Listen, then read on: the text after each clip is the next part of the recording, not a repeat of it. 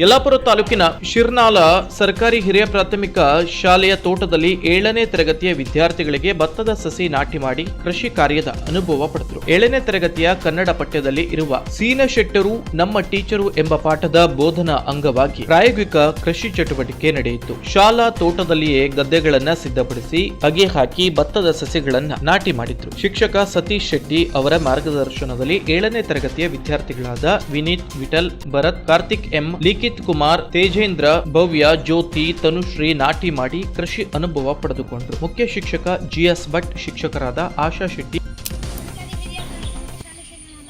ಇಂದು ನಾವು ಸೀನಶೆಟ್ಟರು ಪಾಠದ ಮೂಲಕ ಗದ್ದೆ ನೃತ್ಯವನ್ನು ಮಾಡಿದ್ದೇವೆ.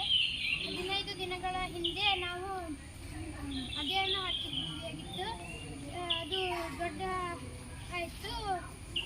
ಈಗ ನೃತ್ಯ ಮಾಡಿದ್ದೇವೆ.